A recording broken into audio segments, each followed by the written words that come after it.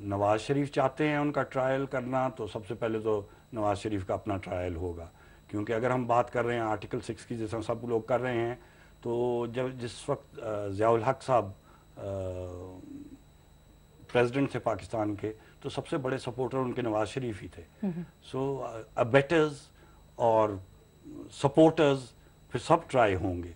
सो अगर हम शुरू से शुरू करें तो मेरा ख्याल है उनकी बारी पहले आ जाएगी। मुझे यकीन है कि उस इंसान को जिसको मैं इतना कोई 15-18 साल से जानता हूँ, और मेरा ख्याल है अगर जनरली आप जाके पूछें आवाम से, वो भी जानते हैं, और अब वो वक्त आ रहा है जब उनको एहसास होता जा रहा है कि वो जितने पाकिस्तान के लीडर्स आए हैं उनसे सबसे बेहतर लीडर था, उसका कोई ट्रायल नहीं करेगा। हमारे साथ स्टूडियोज में हमें ज्वाइन कर रहे हैं जनरल राशिद कुरैशी, जो कि करीबी साथी हैं जनरल परवेज मुशर्रफ के। उनसे हम बात करते हैं और तफसीलात जानते हैं। अस्सलाम वालेकुम जनरल साहब। वालेकुम अस्सलाम। जनरल साहब, ये बताइएगा कि ये मुख्तलिफ डील्स की तो बात होती है, कल एहसन साहब ने भी कहा कि अंडरस्टैंडिंग थी, आप साथी रहे हैं मुशर्रफ साहब के, बहुत करीबी साथी हैं इस वक्त भी, आप क्या कहेंगे, क्या वाकई ऐसी कोई डील सामने आई थी जिसके बाद ये सारी चहमगोइयाँ या खबरें मंजर आम पर आई हैं? अगर किसी पर्टिकुलर डील की बात कर रहे हैं जिसके अभी एहसन इकबाल साहब कुछ कहते हैं और नवाज शरीफ साहब कुछ कहते हैं, उसके बारे में तो मुझे इल्म नहीं है। लेकिन जब सऊदी हुकाम की सिफारिश पे, और जहां नवाज शरीफ साहब ने उनको अपील की कि मुझे इधर से माफ़ी दिला दें और मुझे 10 साल के लिए मैं ना पॉलिटिकल प्रोसेस में हिस्सा लूँगा और मैं सऊदी अरेबिया जाके रहना चाहता हूँ अपने ख़ानदान के साथ, वो बात ज़रूर थी। और बीच में ये कहते रहे कि नहीं मैंने तो नहीं, ये कोई नहीं साइन की, कोई ऐसी बात नहीं साइन की, बिल्कुल सिग्नेचर्स हैं। अब तो मेरे ख्याल आवाम को पता भी है, देख भी चुके हैं। फिर कहते रहे कि जी 5 साल के लिए किया था, फिर उसके बाद कहा 7.5 साल के लिए किया था। एक्चुअली असल में 10 साल के लिए था, जिस तरह पहले भी मेरे ख्याल आवाम को अब पता लग चुका है। और उसमें ये भी था कि कोई पॉलिटिकल चीज़ में हिस्सा नहीं देंगे। नवाज शरीफ चाहते हैं उनका ट्रायल करना, तो सबसे पहले तो नवाज शरीफ का अपना ट्रायल होगा, क्योंकि अगर हम बात कर रहे हैं आर्टिकल 6 की, जैसा सब लोग कर रहे हैं, तो जब जिस वक्त ज़ियाउल हक साहब प्रेसिडेंट थे पाकिस्तान के, तो सबसे बड़े सपोर्टर उनके नवाज शरीफ ही थे।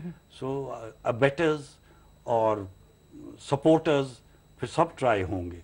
सो अगर हम शुरू से शुरू करें तो मेरा ख्याल है उनकी बारी पहले आ जाएगी।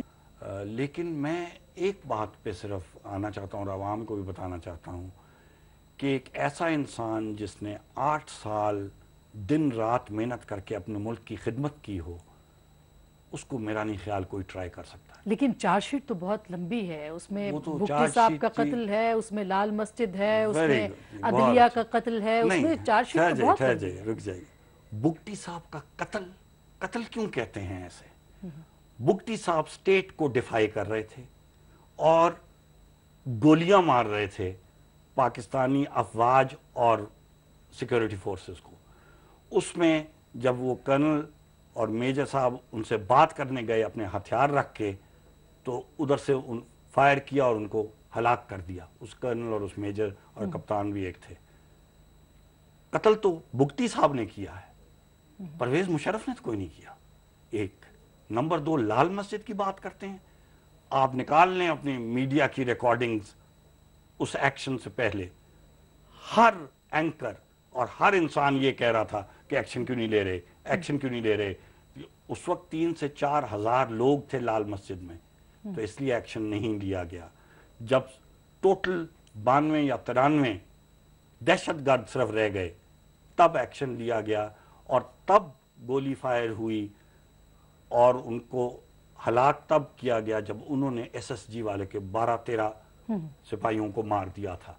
और वो ट्रेंड दहशतगर्द थे। लोग कहते हैं औरतें और बच्चे बिल्कुल झूठ बोलते हैं। और आज भी कब्रें खोद के आप देख लें, कभी एक ज़माने में लोगों ने कहना शुरू कर दिया कि ये हर कब्र में 10-10 लाशें हैं, एक लाश पर कब्र होगी और टोटल 92 या 93। ये बताइए कि मुझे यकीन है कि उस इंसान को जिसको मैं इतना कोई 15-18 साल से जानता हूँ, और मेरा ख्याल है अगर जनरली आप जाके पूछें आवाम से, वो भी जानते हैं, और अब वो वक्त आ रहा है जब उनको एहसास होता जा रहा है कि वो जितने पाकिस्तान के लीडर्स आए हैं उनसे सबसे बेहतर लीडर था, उसका कोई ट्रायल नहीं करेगा। क्या मुशर्रफ साहब सियासत में भी आएंगे मुस्तकबिल में, उनके इरादे हैं ऐसे? अगर आप मुझसे पूछिए और मेरा ओपिनियन लिए, मैं समझता हूँ उन्हें आना चाहिए।